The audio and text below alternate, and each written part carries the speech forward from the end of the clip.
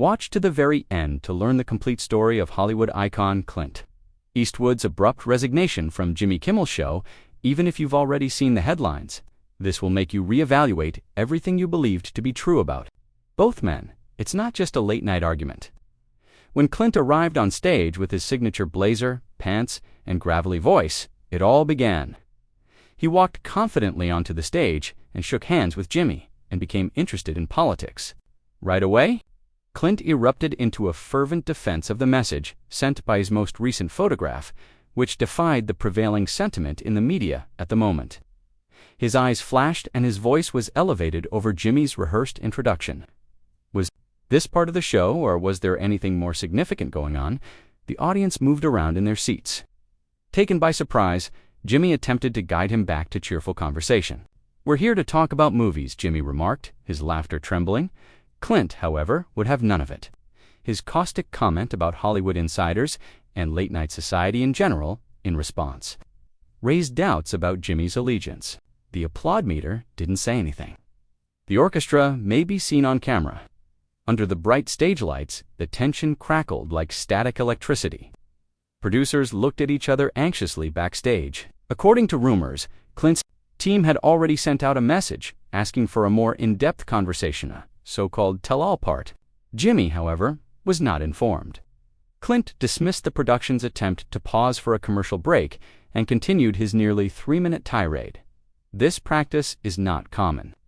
Up until now, hosts have maintained control of their own stage and visitors have not taken over performances. Clint's comment, "Maybe this isn't the place for my kind of honesty," as he leaned over the desk, was the pivotal moment. He paused, cocked his head, and gave late-night censorship one last go with his signature Eastwood glare. Then he turned on his heel and left without saying "thank you for having me" or waving goodbye. The orchestra paused, the live audience gasped, and then Jimmy found himself standing at an empty desk.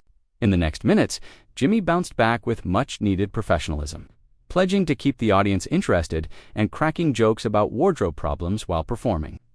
However, backstage audio showed Jimmy admitting, "I didn't see that coming," and gasping as the cameras panned to the commercial.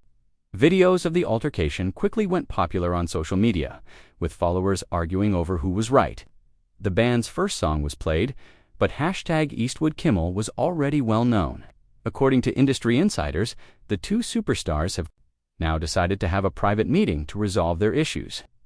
Jimmy appreciates Clint's ideas, but he's caught off guard by the political fireworks, according to someone close to him. According to one of Clint's friends, he wanted to change things up since he felt constrained by the show's traditional structure.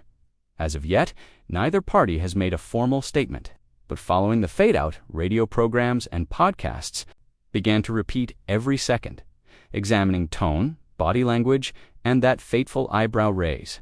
You should reconsider your assumption that late-night television consisted solely of pre-planned jokes and televised programs. Even the biggest celebrities can cause genuine drama when emotions are running high, as demonstrated by Clint Eastwood. On-air departure, Jimmy Kimmel, too. He transformed a stunner into pure entertainment gold, demonstrating his quick thinking. Would you like to watch exclusive behind-the-scenes footage and hear more unique information? To ensure you don't miss any updates on this topic, please subscribe, hit the like button, and leave a comment expressing your opinion on who handled it better. Thank you for sticking with me through to the very finish. The impact of this conflict on Hollywood's old guard and late-night future will be examined next week.